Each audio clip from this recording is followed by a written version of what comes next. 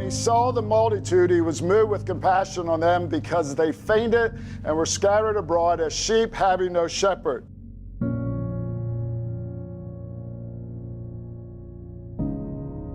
Then saith he unto his disciples, the harvest truly is plenteous, but the laborers are few.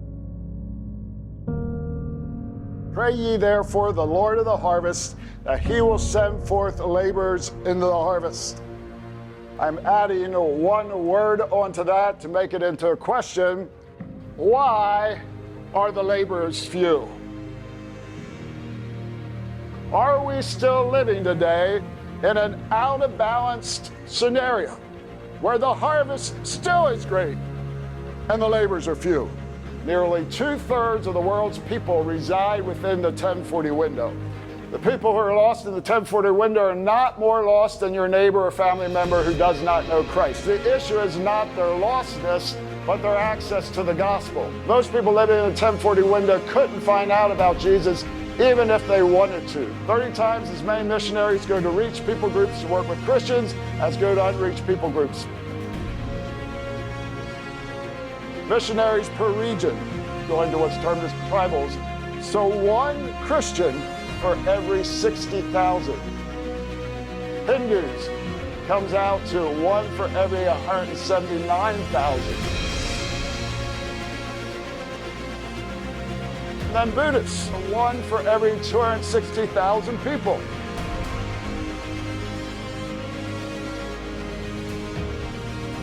Muslim, one for every 405,000.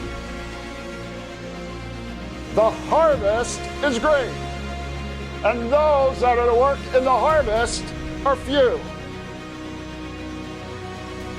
And therefore, I want you to pray. The response or the call was to pray. Like we could ask the question, Jesus said, pray that the Lord of the harvest sends forth laborers. Well, is God just not answering the prayer? Is God to blame for not calling people to missions?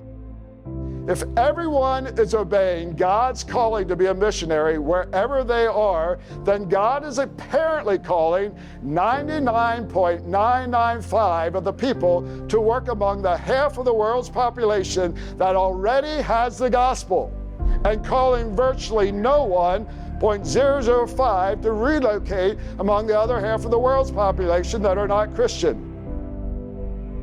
If you're worried about God calling you to the unreached, well then statistics state you have a better chance of dying in a plane crash than getting called to the unreached. The current status quo is to do virtually nothing to reach the unreached people groups of the world. And it appears to be almost complete disobedience on the part of the church worldwide to make disciples of all nations. There was a priest, a Levite, and a good Samaritan. It says of all three of those people that they looked. The priest saw, the Levite saw, it states that. But those two passed by on the other side. You read the account, when the Samaritan looked on the man that was there on the road, it says that his heart was moved with compassion. When Jesus saw the multitude, his heart yearned. It ached. It says he was moved to compassion. Why does Jesus tell us to pray? And we come before the Lord and say, Lord, send forth laborers.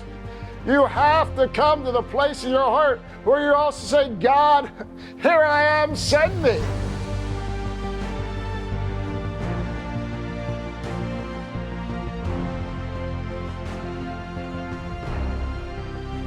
So praying for laborers is equal to praying, God, personally send me. Personally send me. I want to be part of the solution. Well, that really tells you how much you care about the harvest. God, send them, send them. Think about how ridiculous that is?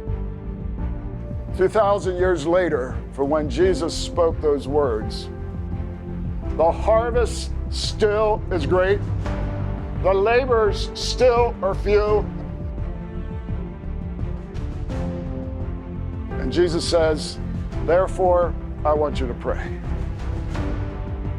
You pray, you beg the Lord of the harvest. This word send actually has the idea to cast out. We're praying, God, move them out, move them out. I willing to look, to be moved with compassion, and to pray. Have you and I ever prayed with that sense of intensity for the harvest?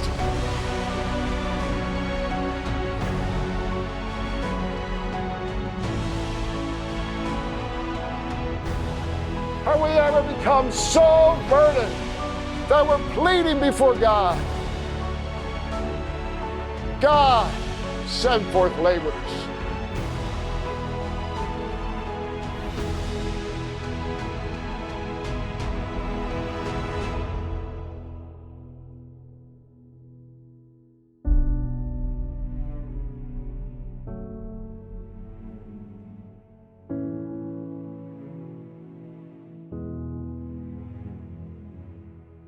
And I still believe that there's a greater moving of the Spirit of God that God wants to do within our hearts. That's what I'm crying out for and longing.